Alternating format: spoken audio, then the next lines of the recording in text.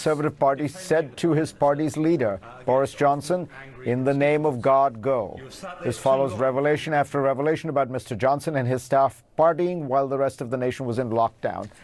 Johnson has at times seemed to have 9 political lives. Can he survive this? I'm joined again by Richard Haass, Anne Applebaum, and David Miliband, a former member of Parliament from the opposition Labour Party. Guys, we have a lightning round here, so just be brief because I really want to get to all of you.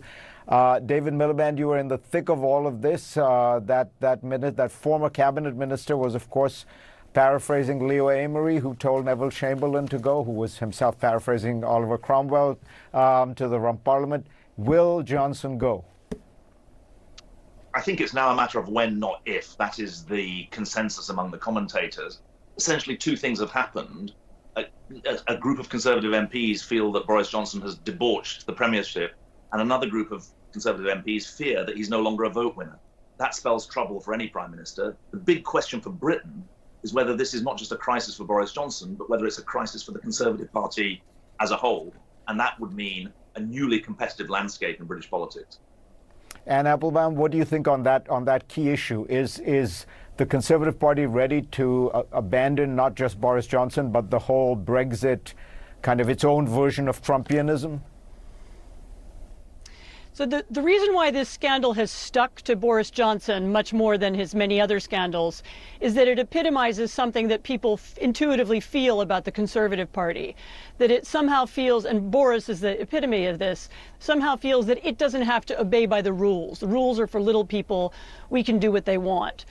We can do what we want. And that's been the language of the Conservative Party in particular over the last several years. And the question is whether the country will go on accepting this and whether the party itself wants to continue being that. Whether, can the Conservative Party find the old language it used to use? Can it reflect the values of Middle Britain, which it used to do, rather than some kind of, from de haut en bas, higher level attitudes, and that remains to be seen. Boris Johnson was a colleague of yours, Anne, when he was a journalist. Do you think he will go quietly, or will he put up a fight? He will do everything in his power not to go. He's lived through so many scandals and he's survived all of them, and he will at some level believe that he can survive this one. As I say, the difficulty with this one is that it underlines something that people feel deeply about him and his party right now, which is that they don't act in everybody's interest, they act only in their own interests. And overcoming that will be difficult. David, quickly to you, if he does go, could Rishi Sunak, an Indian Brit, become Prime Minister? Do you think Britain is ready for a brown-skinned Prime Minister? Yes, that's certainly possible. The big question for the Conservative Party is whether it doubles down on what you called a sort of Trumpian version, a British version of Trumpism, or whether it moves back towards the centre. The Labour Party, thankfully, has moved back towards the centre. It's under new leadership. It's newly credible. And so we could be in for a competitive politics of a more conventional kind. The sight of the Conservative Party trashing the institutions of Britain, from the judiciary to the BBC, is something that goes right against the traditions of that party. Even though I've never been a member of it or a supporter of it, I've recognised what role it's played in British history. It's abandoned that for the moment, and that has big questions for the future of centre-right politics. Richard, I want you to pull back a little and to ask you about another tradition that Britain seems to have abandoned.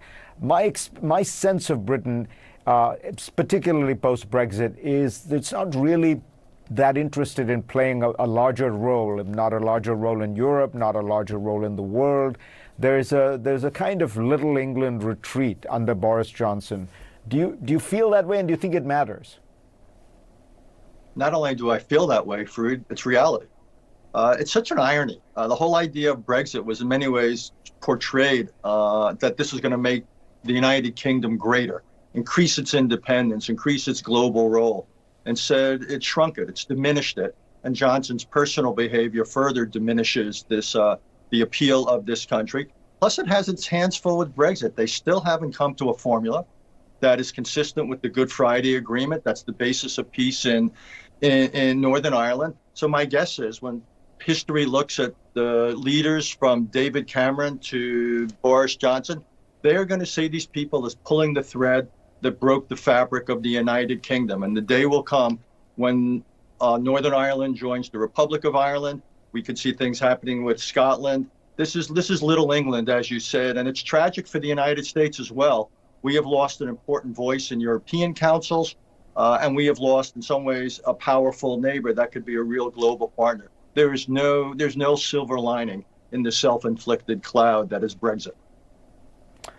Richard Haass and Applebaum, David Miliband, a real pleasure. The three of you, we could go on talking about all kinds of things, but alas, our time is up. Thank you very much. We will be back to all of you next on GPS.